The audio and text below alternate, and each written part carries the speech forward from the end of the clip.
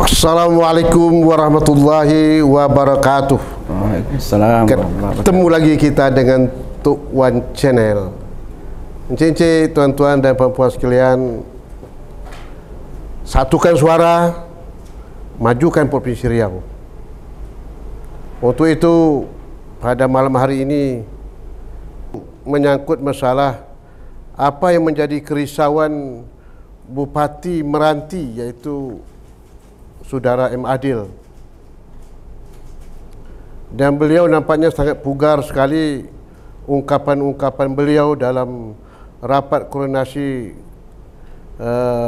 nasional keuangan daerah di Pekanbaru baru-baru ini, dan kesempatan beliau mengungkapkan luapan hatinya terhadap pemerintah pusat yang dianggapnya tidak adil.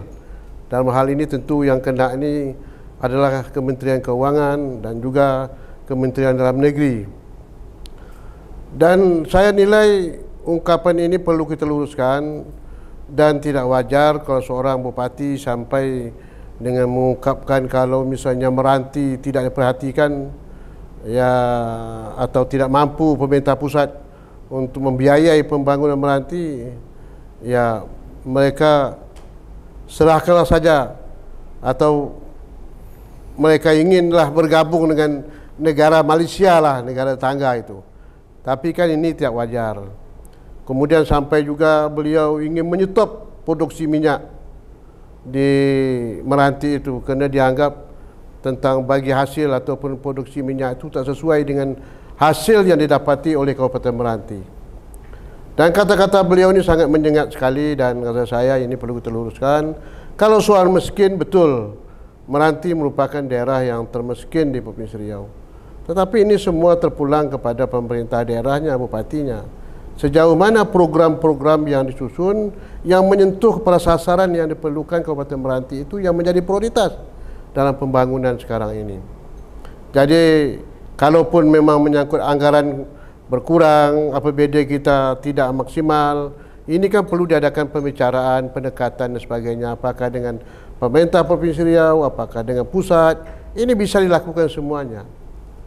Kerana bagaimanapun bupati itu kan punya jalur pada pemerintah Provinsi Riau dengan Pak Gubernur, juga dengan pemerintah pusat, apakah Menteri Dalam Negeri dan Menteri Keuangan dan sebagainya. Itu bisa dilakukan, dan kita harus menyampaikan ini dengan secara objektif, data-data yang konkret dan program-program yang betul-betul akurat yang bisa diterima oleh pemerintah. Yang penting konsep, data, konsep dibarengi dengan data. Dan ini saya yakin kalau pemerintah Kabupaten Meranti memiliki data yang konkret, program yang konkret yang dapat diterima oleh pemerintah, baik provinsi, kabupaten, provinsi maupun pusat, saya yakin ini semua bisa diselesaikan dengan sebaik-baiknya. Namun demikian, encik-encik, tuan-tuan dan puan-puan, pada malam hari ini kami sengaja berbincang-bincang ni dengan narasumber kita yang tak asing lagi di Provinsi Riau, pakar kita, iaitu Dr. Azharuddin. Beliau ini ahli dalam segi pembangunan keuangan daerah juga, dari segi pembangunan dan pengembangan ekonomi, dan apalagi kalau menyangkut masalah kemiskinan di Riau ini, beliau mungkin bisa mengungkapkan ini. Kemudian juga kami mengundang juga nanti seorang yang sudah berpengalaman di bidang perminyakan. Beliau ini bekerja lama di BOB, Badan Operasi Bersama, iaitu sekarang sudah menjadi Blok Rokan, yang sekarang diambil di apa nama itu istilahnya, didolak oleh 100% oleh perusahaan daerah, iaitu Bumi Siak Pusako. Jadi Pak Nazar masih aktif di sana, dan beliau cukup mengerti ini. Kerana ini adil, Bupati Meranti ini sering produksi minyak Meranti cukup besar, cukup tinggi, lifting itu juga. Sekarang kita ingin tahu bagaimana antara perbezaan produksi dengan lifting ini. Produksi itu tentu minyak mentah, yang minyak baru dibor dari bumi Allah ini, kan, dari bumi Meranti itu kan. Berapa baril itu dan berapa jumlah liftingnya belum tentu dapat kita perkirakan berapa nanti yang dapat bahagian daripada dana bagi hasil itu.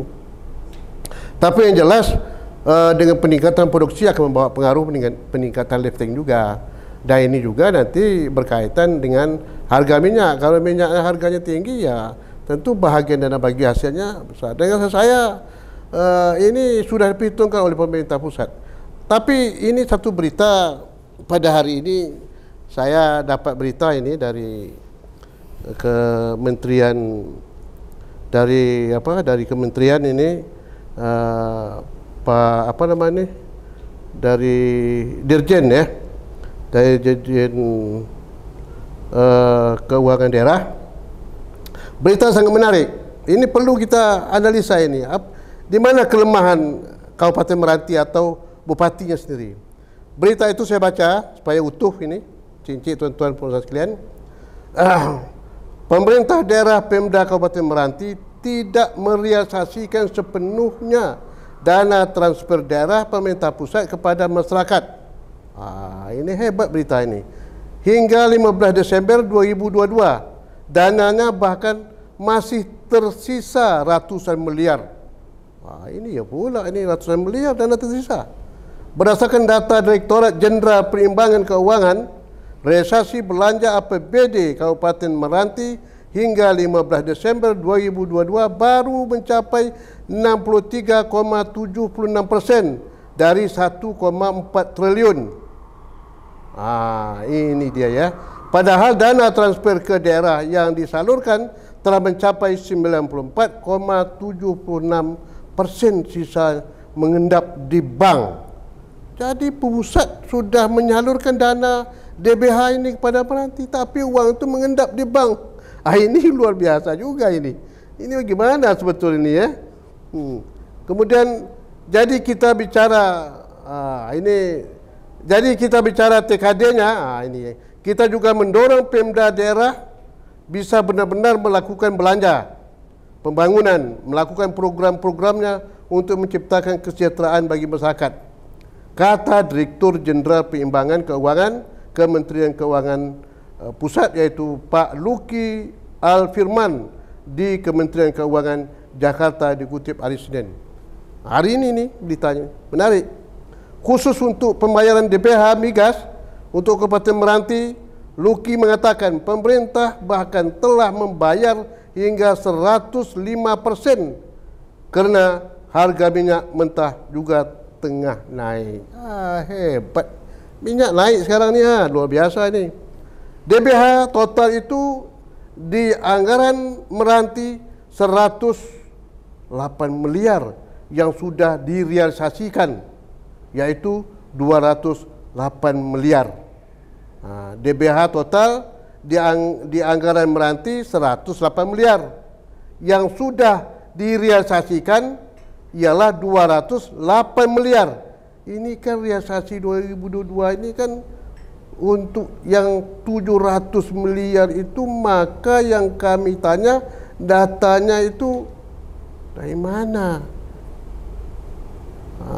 Ini yang perlu kita dudukan.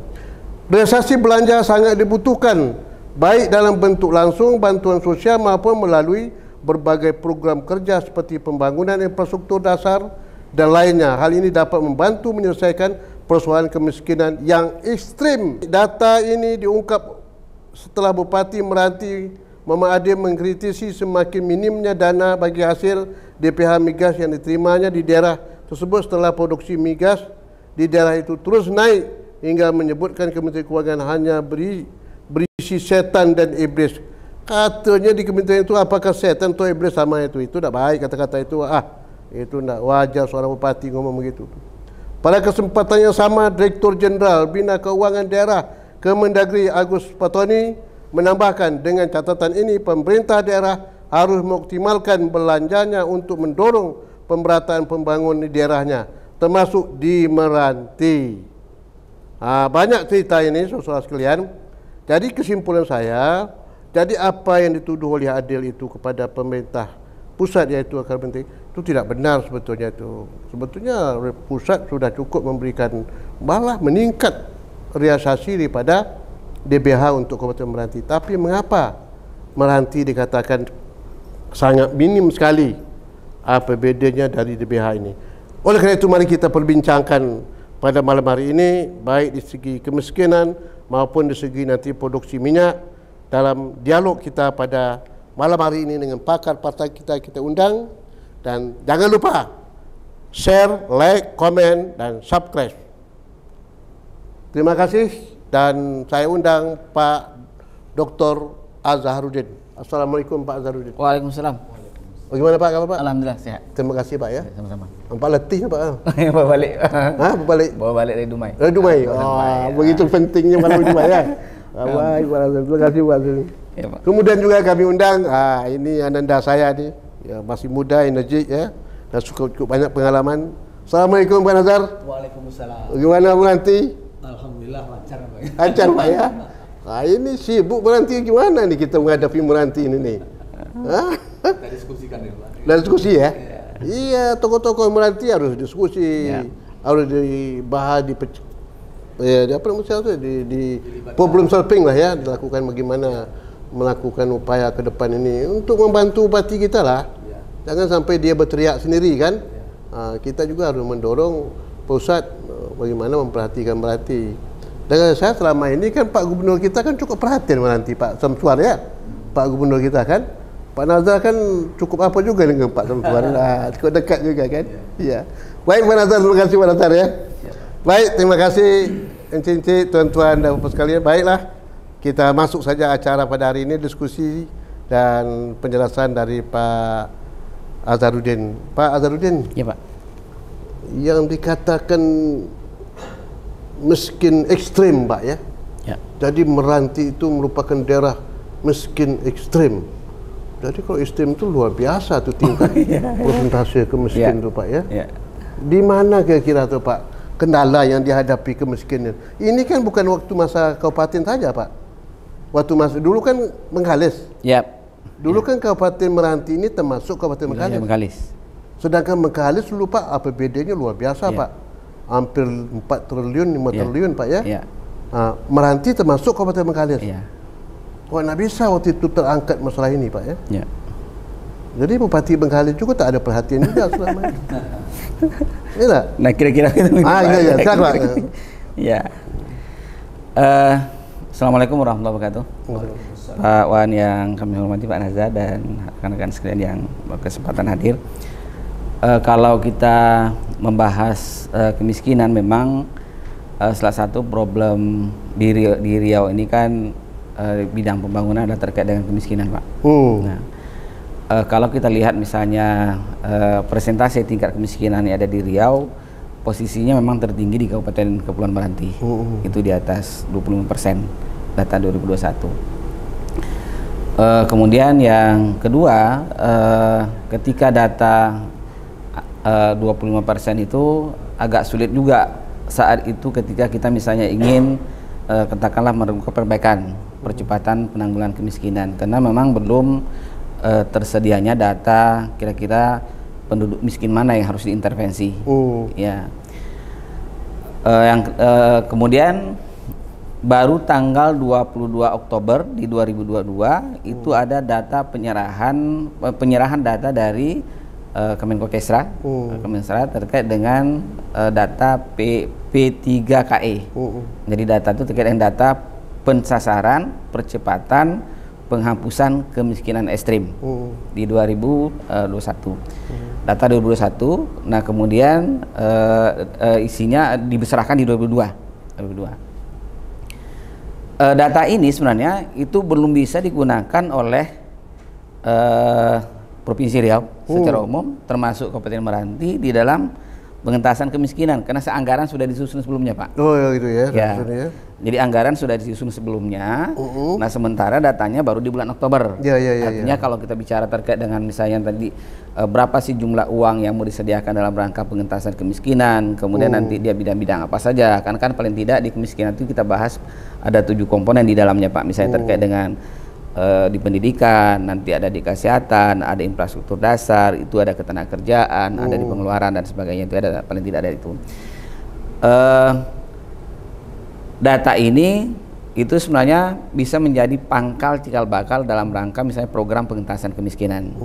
Tapi yang saya sampaikan tadi bahwa data ini kan munculnya di akhir tahun 2022. Data ini baru mungkin efektif. Jadi ini di akhir tahun, sedangkan penyusunan kan anggaran kan di awal tahun. Sudah di awal, Pak. Jadi APBD murni kan di Desember tahun lalu disahkan misalnya, paling lambat kan di situ. Dia terlambat jadi. Dia terlambat, Pak. Kemudian ketika ingin dimasukkan juga katakanlah di APBD perubahan juga sudah selesai. Nah, sudah selesai. Nah, itu yang menyebabkan misalnya salah satu masalah yang menyebabkan sulitnya memang di tahun 2022 ini menyelesaikan persoalan kemiskinan, karena ada persoalan anggaran yang sudah disahkan duluan, sementara data kemiskinannya baru muncul belakangan. Nah, itu yang ada. Maka secara nasional memang untuk data kemiskinan ekstrim ini program kerja pemerintah pusat itu dimulainya 2022. Nah, salah satu ada 2 kabupaten kota di Riau ini yang mendapatkan kategori miskin ekstrim itu adalah Kabupaten Meranti yang terbanyak, kemudian Rokan Hulu, Pak.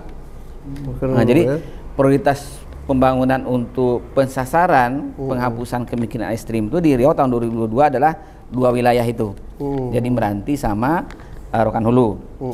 Nah, tapi data terhadap miskin ekstrim yang diluncurkan di 2022 bulan Oktober itu ada yang menarik memang. Menariknya begini, seluruh data kemiskinan yang di Meranti itu dia ekstrim semua, masuk desil 1 semua, Pak. Nah, sementara misalnya kabupaten lain itu ada desil 1, ada desil 2, ada desil 3, 4, 5 sampai 6. Jadi artinya kalau Meranti itu merata jadi ya? Ya, dia miskin parah memang ekstrim, Pak. Ya. Semuanya kategorinya itu. Tidak ada kategori di desil 2, desil 1, desil 2, desil 3, 4 dan sampai 6 itu nggak ada. Yang ada desil 1 semua. Artinya memang ekstrim semua. Nah, data yang dipublikasikan yang akan digunakan sebagai dasar dalam perencanaan pembangunan penyelesaian kemiskinan itu dia di Oktober itu yang Meranti misalnya. Itu kan jumlah rumah tangga miskinnya itu ada 12.603 rumah tangga miskin, Pak. Rumah tangganya. Jadi tersebarlah misalnya di 9 kecamatan. Kalau kita lihat misalnya Merbau ada 928 rumah tangga miskin, kemudian yang selebihnya di atas 1000 ada yang sampai 1950 itu adalah di tebing tinggi sendiri. Tebing tinggi ya? Tebing tinggi, Pak. Ibu kota Pekanbaru. Ya, itu yang jadi 12.603 rumah tangga miskin itu ekstrim semua karena masuk dalam desil 1 semua dia. Kalau kita lihat dari sisi jumlah penduduk miskinnya, secara umum itu dia datanya itu 60.751 individu. 60.751 ya? 571, Pak. Itu kategori miskin ekstrimnya. Dari jumlah penduduk? Sekitar 200-an ribuan. 300 ribuan ya. Itu berapa persen tuh? Ya, 6 per, kalau kita 6 per 3 berarti sekitar 40% dia? Ya, tidak sampai, Pak. Tidak sampai 30%. Sampai 4% dia. Tidak sampai ya? Sampai dia. Nah, kira-kira itu data miskin ekstrim. Memang pada saat penyerahan data itu diminta oleh Kemenkesra untuk melakukan verifikasi data, validasi data. Artinya data ini nanti bisa divalidasi lagi, mungkin ada yang sudah berubah, mungkin atau jangka bisa bertambah seterusnya, itu ya diminta kemarin. Nah, itu dari sisi individu miskin Kabupaten Meranti. Jadi wajar saja memang kalau katakanlah pimpinan daerahnya resah juga dengan kondisi yang ada, cuman memang kalau kita lihat misalnya tuntutan bahwa penyelesaian untuk kemiskinan di 2002 ini harus dengan katakanlah penanganannya juga di 2022 itu sudah tidak mungkin dilakukan karena data tadi, Pak, sudah di akhir tahun, penganggaran sudah diselesaikan duluan. Maka data ini memang dijadikan acuan untuk pengentasan kemiskinan di 2023 paling tidak. 2023. Nah, sekarang kan pertanyaannya di 2023 ini kira-kira potensi pendapatan Merantinya berapa? Nah, ini. Nah, kan itu, Pak. Jadi berapa potensi pendapatan yang memungkinkan misalnya selain dari belanja wajib, ya, belanja wajib. Nah, kalau bicara misalnya ruang fiskalnya, berapa sih ruang fiskal yang bisa digunakan dalam rangka misalnya pengentasan kemiskinan? Selain dari belanja yang sudah mandatori, Pak, misalnya yang di pendidikan, yang di kesehatan, yang di infrastruktur, kan itu yang itu rutin lah ya. Ya, itu yang rutin yang harus diselesaikan. kemudian kira-kira ruang fiskalnya berapa. Nah, kira-kira ruang fiskalnya nanti penggunaan kemiskinan berapa gitu ya. Nah, berapa. Tentu nanti katakanlah pola penyelesaiannya memang di pengesahan anggaran nanti di Desember ini 2023 ini dalam bentuk APBD memang harus mensasar orang-orang yang miskin tadi. Karena kan kalau kita lihat data yang rumah tangga miskin ekstrim tadi itu kan sudah terpilah Pak, jadi per lapangan usaha. Jadi lapangan usaha itu dia sudah jelas, misalnya yang di perikanan itu berapa rumah tangga, nanti yang di sektor perkebunan berapa rumah tangga, itu sudah ada semua Pak. Jadi nanti kalau katakanlah mau tepat sasaran di dalam pengentasan kemiskinannya, memang dia harus melihat bahwa kalau katakanlah orang miskinnya bekerjaannya sektor nelayan, nah kira-kira dinas perikanannya yang harus diintervensinya di situ Pak. Harus buat programnya ya. Program kerjanya. Jadi program kerjanya untuk mengintervensi orang-orang yang rumah tangga miskin tadi yang bekerja di bidang sektor perikanan. Nah, itu yang memang perlu di kolaborasi Pak. Kolaborasi. Artinya dinas pertanian berperan apa, perindustrian berperan apa, kemudian perdagangan berperan apa. Tentu berdasarkan lintas lintas sektoral Pak. Ya, lintas sektoral sesuai dengan pekerjaan masing-masing rumah tangga miskin. Nah, tapi ketika nanti bicara sektor pertanian, ya misalnya, katakanlah dinas pertanian mungkin akan bantu bibit dan lain sebagainya atau peralatan pertanian terhadap rumah tangga miskin yang di pertanian. Muncul satu problem lagi, bahwa data kemiskinan ekstrim ini itu tidak punya data aset Pak. Tak punya data aset? Data aset. Misalnya saya ini sebagai orang miskin, nah kira-kira saya punya tanah. Kalau saya dapat bantuan bibit apa misalnya, saya mau dibantu bibit kelapa, belum tentu juga bisa dibantu kalau saya tidak punya tanah. Nah, oleh karena itu misalnya memang harapannya bahwa data yang ada rumah tangga miskin ini harus dilakukan verifikasi validasi dengan menambah informasi-informasi tentang aset dimiliki oleh si masyarakat miskin tadi Pak. Terutama tanah ya. Ya, supaya nanti ketika ada program kerjanya dari OPD terkait, dinas terkait dari pemerintah daerah Kabupaten Meranti itu tepat sasaran Pak. Artinya kalau itu perlu ada apa Pak, pendataan juga tuh? Perlu Pak. Itu, ya, kalau sekarang kan untuk pendataan dengan model-model aplikasi macam-macam kan sudah bisa dilakukan. Bisa dilakukan. Artinya itu yang perlu ke depan. Nah, perlu ke depannya di 2023-nya. Kemudian juga kalau kita lihat misalnya sekarang kan posisinya misalnya rumah tangga miskin ini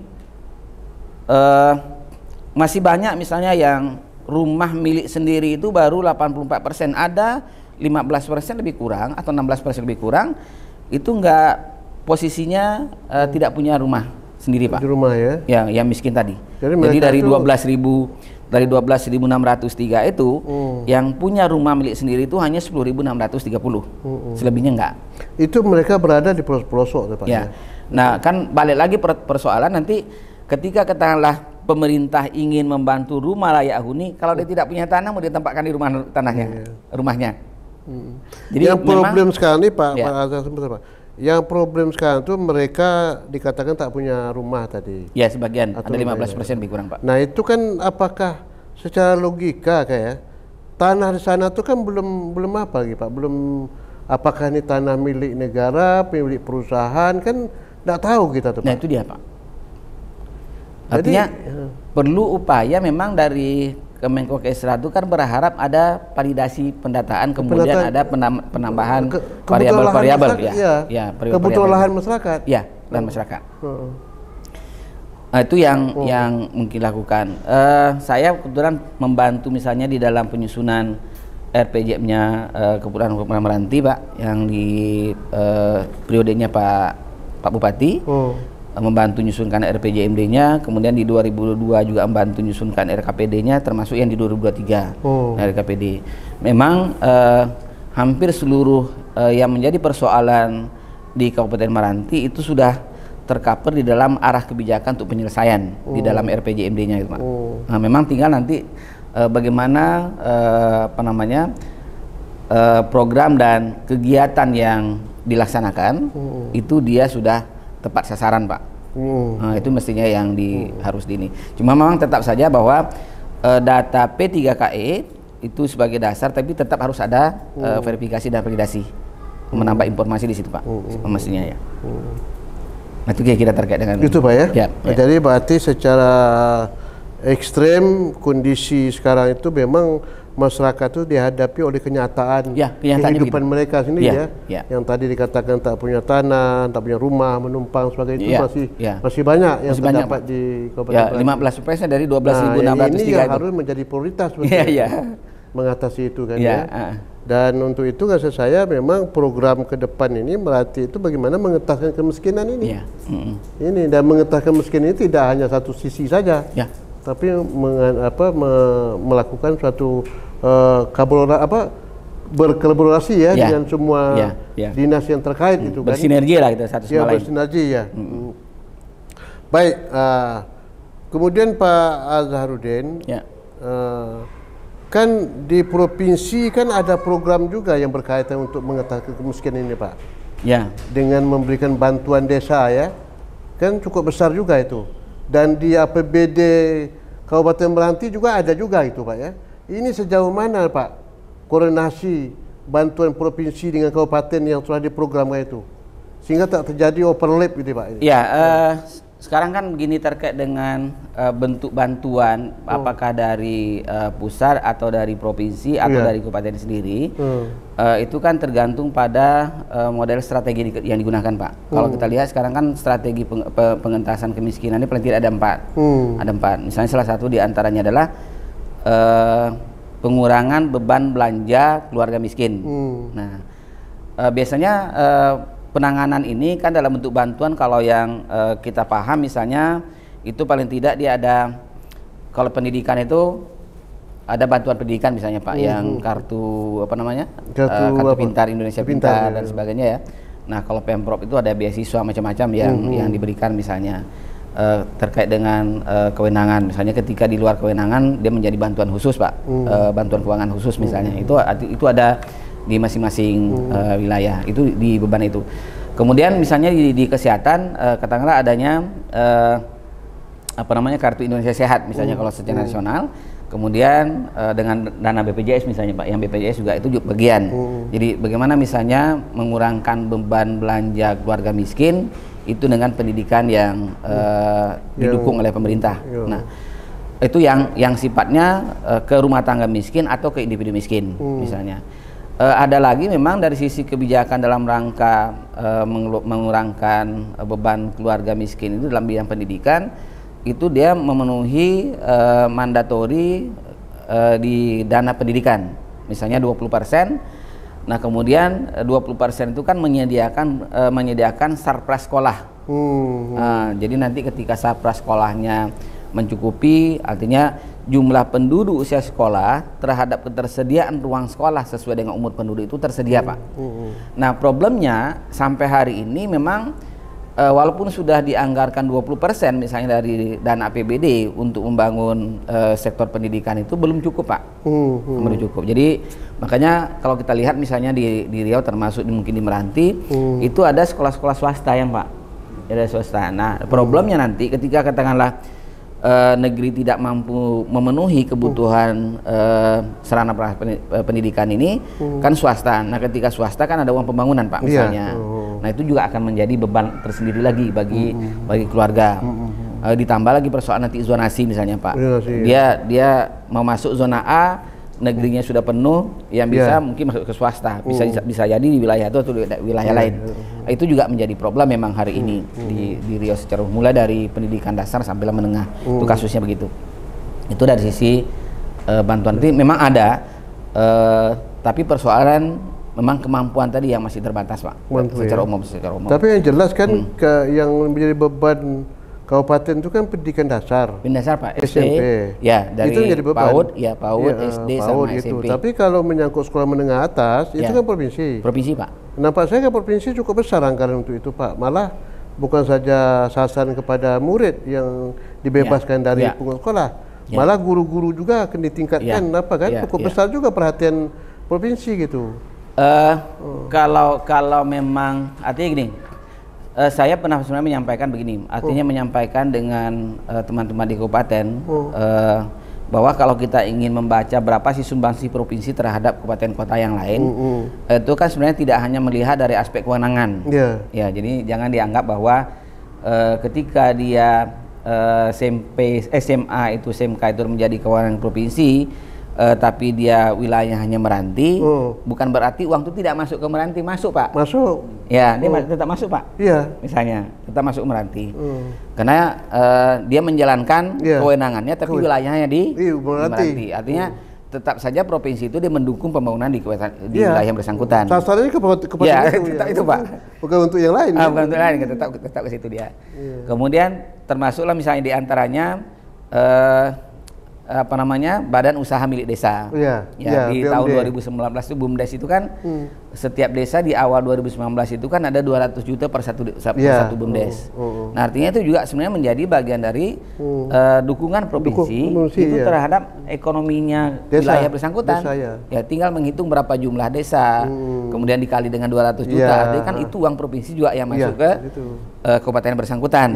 Ya, bersangkutan. Tapi kenyataan sekarang kan dengan adanya bantuan provinsi itu kan BUMDes sekarang kan cukup maju sekarang, meningkat sekarang. Cukup maju Pak, artinya ada BUMDes memang yang sudah bisa surplus, bahkan itu sudah bisa melebihi dari dana awal 200 juta itu sudah angkanya di atas itu. Setelah setahun dia bisa dapat keuntungan di atas itu Pak angkanya. Masya Allah. Itu ada beberapa BUMDes itu misalnya. Itu yang terutama BUMDes yang misalnya yang bergerak di sektor perkebunan Pak, misalnya di sawit. Tapi memang Meranti kan tidak punya perkebunan sawit. Yang mereka itu adalah sagu. Ya, sagu. Mungkin dari segi pertanian, peternakan mungkin Pak. Ya. Memang ada masalah juga ketika katakanlah kita ingin mesejahterakan yang masyarakat miskin tadi, misalnya kita ingin membantu sektor peternakan. Balik lagi ke persoalan tadi bahwa apakah memang yang si miskinnya punya aset yang bisa dikembangkan. Misalnya ketika dibantu ternak, jangan-jangan tidak punya lahan juga, mau letak di mana nih Pak? Kira-kira seperti itu. Kandang kandang ayamnya. Misalnya dia menumpang sama siapa misalnya, kan itu yang perlu juga dipikirkan secara umum. Pak, tapi paling tidak begini, artinya sudah ada niat pemerintah di sektor pertanian, kemudian peternakan dan perikanan dan sebagainya. Itu yang harus katakanlah memang si miskin yang tidak punya aset untuk menjadi bagian untuk menerima bantuan tadi, paling tidak dia menjadi pekerja Pak. Menjadi pekerja misalnya. Itu paling tidak di situ.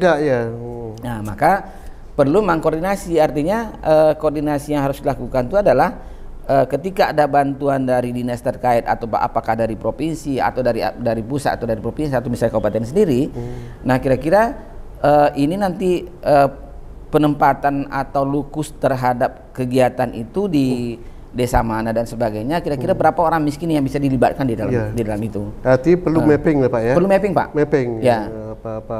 Perlu mapping karena kan ada memang misalnya potensi yang ada tapi tidak terpeta dengan baik. Tidak terpeta dengan baik. Kita juga misalnya tidak melihat bahwa yang miskin tadi punya keterampilan, punya keterampilan, tapi tidak tertata juga. Tidak tertata juga dengan baik dari sisi pengembangan mereka itu Pak.